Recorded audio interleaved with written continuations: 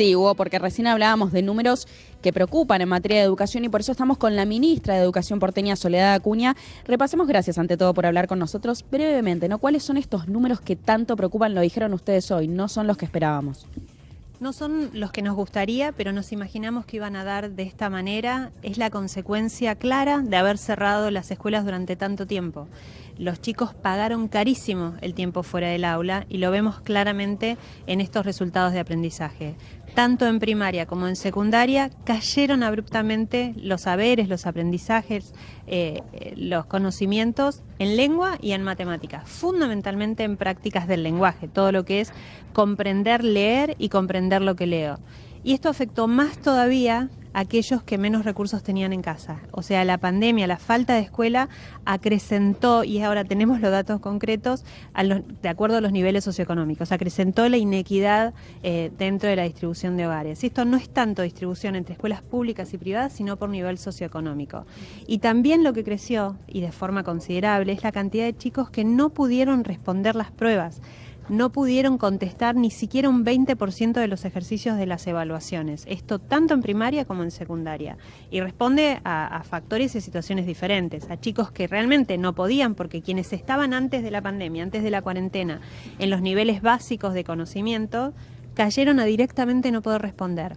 Y en secundaria afecta también el impacto emocional que tuvo sobre los chicos el encierro, el aislamiento y esta situación de abulia que ya hemos hablado en varias oportunidades, donde ante la situación de examen es una primera sensación de frustración y de no puedo responder y entrego en blanco directamente los exámenes. ¿Por qué algunas áreas fueron más complicadas que otras en términos de resultados educativos? Nosotros evaluamos desde hace 10 años matemáticas y prácticas del lenguaje, que son estructurantes del resto de los saberes, y en lengua, en prácticas del lenguaje, tenemos la hipótesis que estamos trabajando con los especialistas, que tiene que ver con que la alfabetización, la comprensión lectora, se aprende fundamentalmente entre pares. Requiere mucha más intervención docente, requiere de un entorno estimulante, un entorno alfabetizador, pero también mucho intercambio entre pares. Y esto, ya sea porque en casa no había ambiente estimulador, porque no había libros, porque nadie leía, porque en casa no me podían ayudar, o porque no podían a través de un Zoom hacer el intercambio para comprender un texto, fue el área más perjudicada, y peor aún los más chiquitos, los que estaban en primer grado y tuvieron que aprender a leer en casa, los que estaban en sala de 5 y no pudieron aprender a agarrar el lápiz o escribir su nombre antes de empezar la primaria. Esos fueron los grados más afectados. Recién el jefe de gobierno porteño decía, no se puede trabajar sobre aquello que no se mide. ¿Hay un plan ya estipulado para poder atacar de raíz estos números que preocupan? Sí, nosotros por eso, como esta situación urgente requiere medidas extraordinarias, ya extendimos la jornada a 192 días de clase durante este año, ya pusimos horas efectivas dentro de la escuela primaria, que son las jornadas extendidas obligatorias.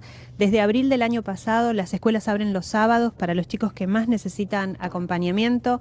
Tenemos ahora un plan de alfabetización específico que acelera los procesos, sobre todo en los chicos más chiquitos, que incluye material didáctico y recursos pedagógicos para docentes y para estudiantes dentro del aula, y estamos sumando ahora una prueba de fluidez lectora en colaboración con el Ministerio de Educación de Mendoza, de la provincia de Mendoza, que ya lo realiza, y con investigadores del CONICET, que nos va a permitir identificar a los chicos que hoy están en cuarto grado y que no tienen el nivel de alfabetización necesario para esa etapa, para poder actuar focalizados y que puedan terminar este 2022 con los saberes esperados. Recién en conferencia decías, dabas una definición educativa, pero también política, y es los chicos no van a pasar con materias previas en la ciudad.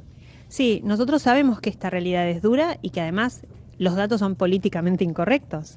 Ahora, lo que no vamos a hacer es bajar el estándar de aprendizaje. No vamos a cambiar los sistemas de evaluación, no vamos a eliminar los aplazos, no vamos a hacer que los chicos pasen sin saber. Lo que vamos a generar es nuevas oportunidades, porque faltó escuela, y entonces la respuesta es más escuela, no más facilidades. Agustina, en el piso está Hugo Machiavelli. Te voy a pasar mi retorno, que tiene una pregunta para vos. Sí. Hola Hugo, buenos días. ¿Qué tal, ministra? Gracias por el contacto. Estaba pensando además en el año próximo. Es interesante que algunas medidas se van a tomar para revertir esta situación este mismo año. ¿Qué hay que decir para el año que viene sobre el sistema educativo con una nueva evaluación seguramente?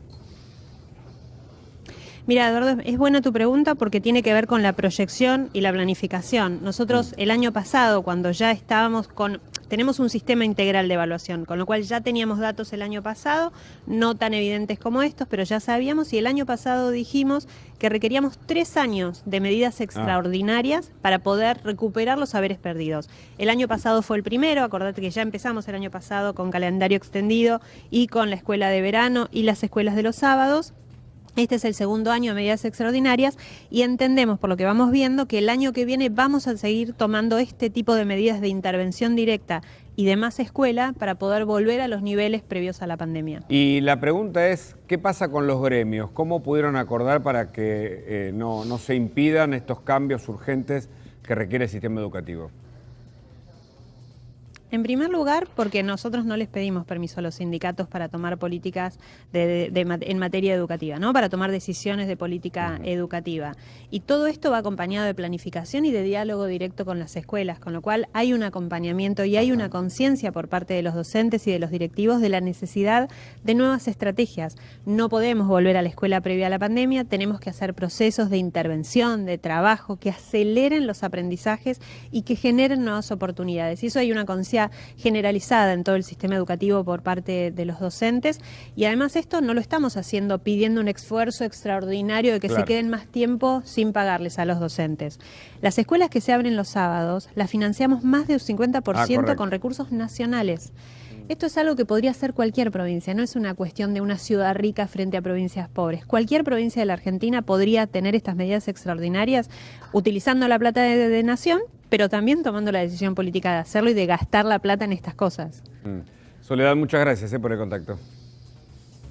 Gracias a ustedes, que tengan buen día. Gracias, Agustina, también, por supuesto, por este informe y esta nota. Interesantísimo hablar de educación, de las medidas concretas frente a un déficit que demostró una última prueba